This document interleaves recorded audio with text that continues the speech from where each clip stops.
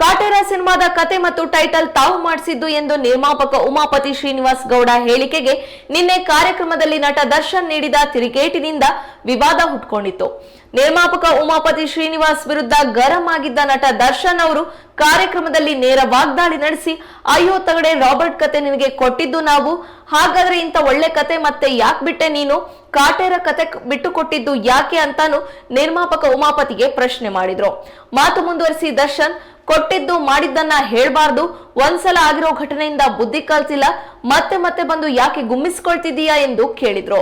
ದರ್ಶನ್ ಅವರು ಆಡಿದ ಮಾತು, ಬಳಸಿರುವ ಪದಗಳಿಂದ ಸಿಟ್ಟಾಗಿರುವ ನಿರ್ಮಾಪಕ ಉಮಾಪತಿ ಮಾಧ್ಯಮಗಳ ಮುಂದೆ ನಟ ದರ್ಶನ್ಗೆ ತಿರುಗೇಟು ನೀಡಿದ್ದಾರೆ.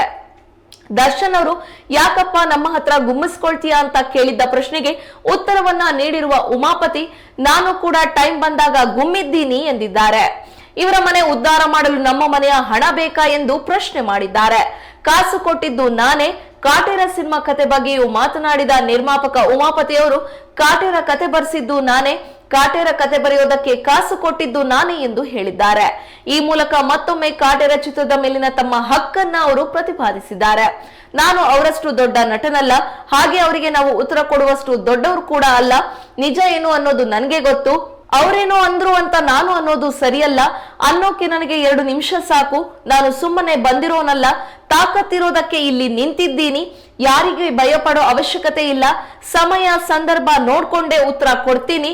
ಗುಮ್ಮೋ ಟೈಮಲ್ಲಿ ನಾನು ಸರಿಯಾಗಿಯೇ ಗುಮ್ಮಿದ್ದೀನಿ ಎಂದು ಅವರಿಗೆ ಗೊತ್ತಿದೆ. ಇದೇ ಪದ ಬಳಕೆಯಿಂದ ಮಾಧ್ಯಮಗಳಿಂದ ಬ್ಯಾನ್ ಮಾಡಿದ್ರು ಪದ ಬಳಕೆ ಹೇಗೆ ಮಾಡೋದು ಎಂಬುದನ್ನ ಕಲಿಯದೆ ಹೋದ್ರೆ ಹೇಗೆ?